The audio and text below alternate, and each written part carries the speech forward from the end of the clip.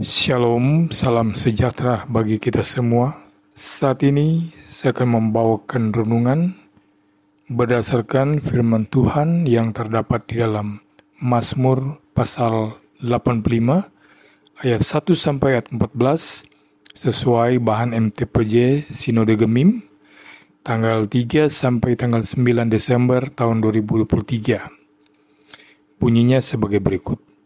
Doa mohon Israel dipulihkan untuk pemimpin biduan Mazmur Bani Korah. Engkau telah berkenan kepada tanahmu ya Tuhan, telah memulihkan keadaan Yakub. Engkau telah mengampuni kesalahan umatmu, telah menutupi segala dosa mereka. Engkau telah menyurutkan segala gemasmu, telah meredakan murkamu yang menyala-nyala. Pulihkanlah kami, ya Allah, penyelamat kami, dan tiadakanlah sakit hatimu kepada kami. Untuk selamanyakah engkau murka atas kami, dan melanjutkan murkamu turun-temurun? Apakah engkau tidak mau menghidupkan kami kembali, sehingga umatmu bersuka cita karena engkau? Perlihatkanlah kepada kami kasih setiamu, ya Tuhan, dan berikanlah kepada kami keselamatan daripadamu. Aku mendengar apa yang hendak difirmankan Allah Tuhan. Bukankah ia hendak tentang damai kepada umatnya dan kepada orang-orang yang dikasihinya, supaya jangan mereka kembali kepada kebodohan?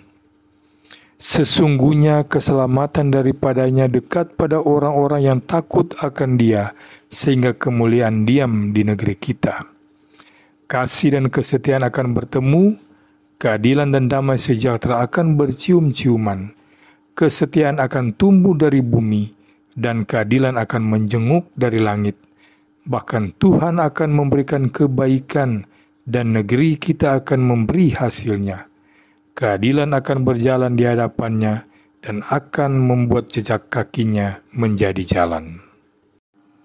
Saudara-saudara yang Kristus kasihi, pada umumnya setiap orang yang mengalami kegelisahan hidup oleh karena berbagai pergumulan, penyakit yang diderita, kesulitan perekonomian, dan berbagai permasalahan yang membuat hidupnya sangat terbeban, pasti akan mencari solusi agar kegelisahan itu secepatnya berlalu.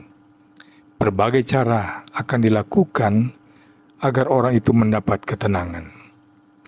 Tentu tidak satu atau dua kali saja seseorang mengalami kegelisahan dalam hidupnya. Dan hal yang sudah pasti juga, dia sudah tahu kepada siapa. Dia akan menceritakan dan mencari solusi. Bisa kepada kerabat, saudara, keluarga, atau kepada orang lain yang dapat dipercaya. Secara khusus, sebagai orang-orang yang percaya, dia pasti sudah tahu kepada siapa pertama kali untuk menyampaikan setiap pergumulan permasalahan hidupnya, yaitu kepada Tuhan yang berkuasa atas segala sesuatu. Tuhan yang menjadi sumber solusi dari setiap permasalahan hidupnya. Hal ini juga yang diimani oleh umat Tuhan, yaitu bangsa Israel pada saat itu. Mereka mengenal Tuhan yang memimpin dan selalu membebaskan mereka dari setiap permasalahan hidup.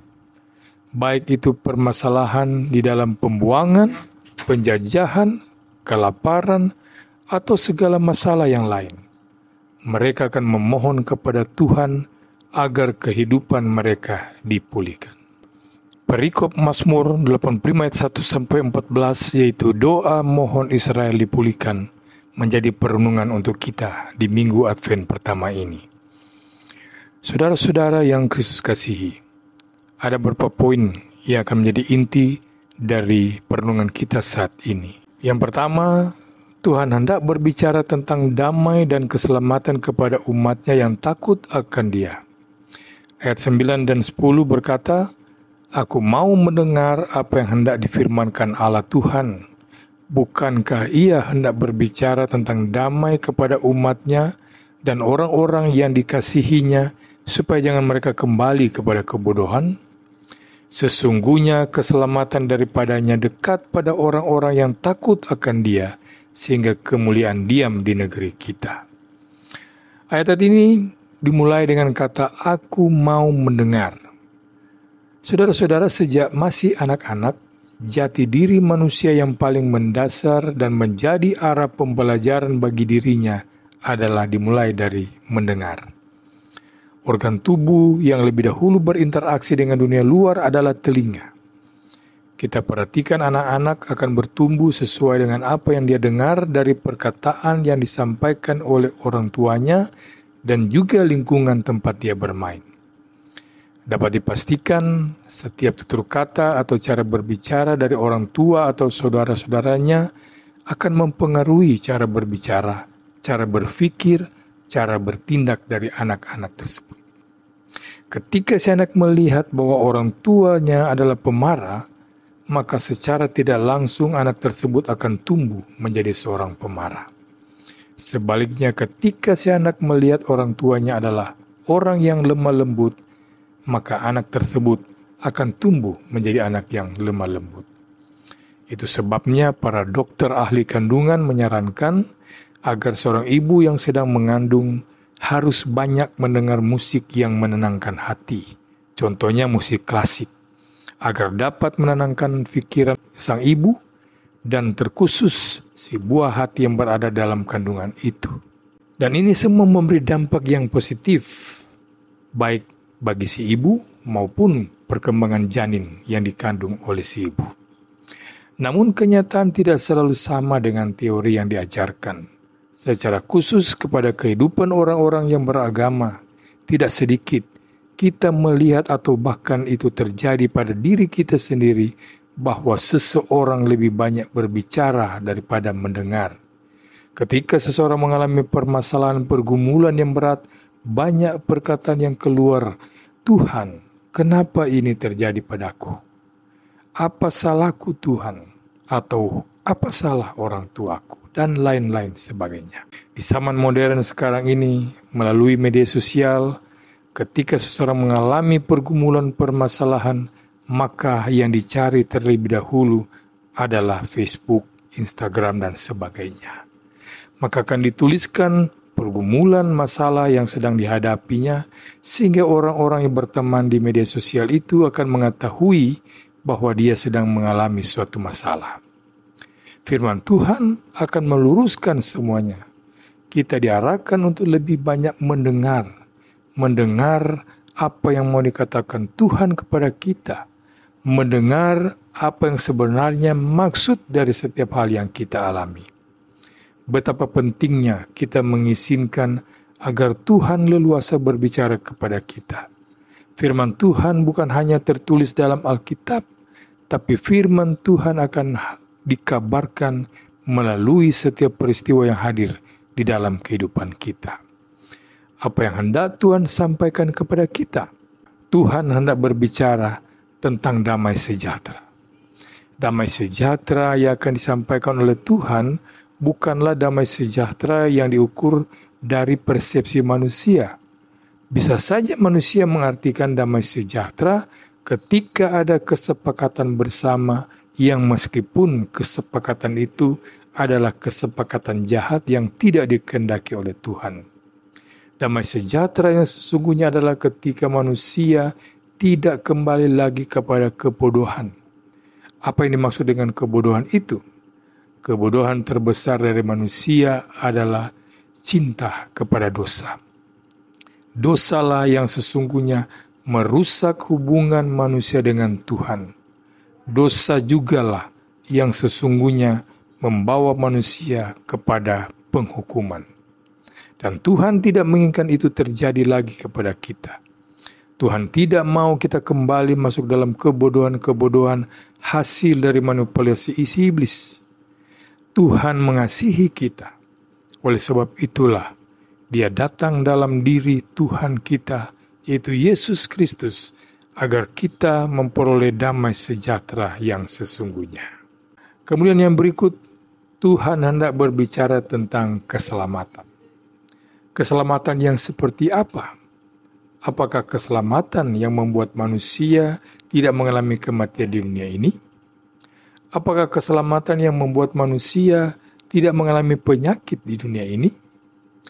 Apakah keselamatan yang membuat manusia tidak mengalami kesulitan di dunia ini? Tidak, tidak sedangkal itu.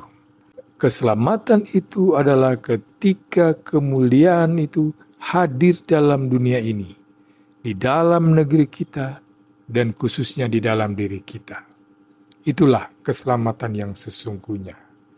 Tuhan hadir dan berkuasa atas tempat di mana kita hidup, di tanah tempat kita berpijak, dan di hati tempat kita menaruh perasaan. Dan hal ini hanya dimiliki oleh orang-orang yang benar-benar takut akan Tuhan, bukan takut kepada kematian, bukan takut pada kehilangan teman, bukan takut pada pergumulan, sekali lagi takut akan Tuhan. Sesungguhnya Tuhan akan berbicara tentang damai sejahtera dan keselamatan kepada seluruh umat manusia. Kita lihat yang terjadi di dunia ini, bencana alam silih berganti, peperangan, kelaparan dan sebagainya. Ketika ini terjadi, apakah kita lebih banyak berbicara atau kita semakin membuka telinga kita mendengar apa yang hendak dikatakan Tuhan kepada kita? Mari saudara-saudara sekalian, agar kita mau mendengar dan menyaksikan apa yang dikatakan Tuhan kepada kita di masa Advent ini. Tuhan Yesus mau mengubah dan mengembalikan sukacita yang sesungguhnya kepada kita. Sukacita yang tidak dengan pesta-pesta, tapi sukacita di dalam keheningan. Sukacita di dalam kemuliaan yang hanya dimiliki oleh orang-orang yang takut akan Tuhan. Dengarlah Tuhan Yesus yang hendak berbicara tentang damai dan keselamatan pada diri kita dan negeri kita ini. Yang kedua, damai yaitu bertemunya kasih, kesetiaan, dan keadilan. Saudara-saudara, harus kita imani bahwa Tuhan Yesus mengizinkan bencana alam, kelaparan, peperangan, dan sebagainya terjadi. Sama seperti ketika Tuhan Yesus datang ke dunia ini, di mana kehidupan umat Israel pada saat itu berada dalam penjajahan Romawi dan banyak terjadi kelaparan. Namun justru di dalam hal seperti itulah Tuhan Yesus hadir di tengah-tengah umat manusia. Saat ini Tuhan Yesus ada bersama-sama dengan kita, ikut merasakan penderitaan kita dan akan menguatkan kita dalam menghadapi semua ini. Di dalam penderitaan ini, Tuhan Yesus menginginkan iman kita semakin dimurnikan. Iman yang murni akan terlihat pada pertama, kasih antara manusia dengan manusia, serta kasih antara manusia dengan Tuhan. Yang kedua, kesetiaan kita sebagai umatnya yang tetap berpegang teguh pada firman-Nya di dalam setiap kondisi kehidupan.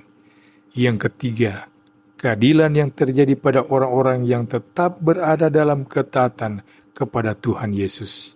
Dan keempat, damai sejahtera yang hadir dalam diri kita masing-masing karena imannya yang bersaksi bahwa kehidupannya tetap bersama dengan Tuhan. Setelah semua itu terjadi, maka Tuhan akan menunjukkan kebaikannya atas diri kita dan negeri kita ini, sama seperti perkataan habis hujan tampak pelangi. Sepertilah kasih dari Tuhan Yesus akan indah terlihat oleh dunia, di mana kita tetap menyatakan kesetiaan kita kepada dirinya. Oleh sebab itu, di minggu Advent pertama ini, marilah kita tetap dalam penantian dan sukacita yang besar di dalam Tuhan, dan biarlah Tuhan Yesus leluasa untuk mengajari dan membimbing kita di dalam melanjutkan kehidupan kita. Maka hidup kita akan dipulihkan. Tubuh, roh, serta jiwa kita akan memuji dan memuliakan Tuhan di sepanjang hidup kita. Selamat merayakan Minggu Advent pertama. Tuhan Yesus memberkati kita semua. Amin.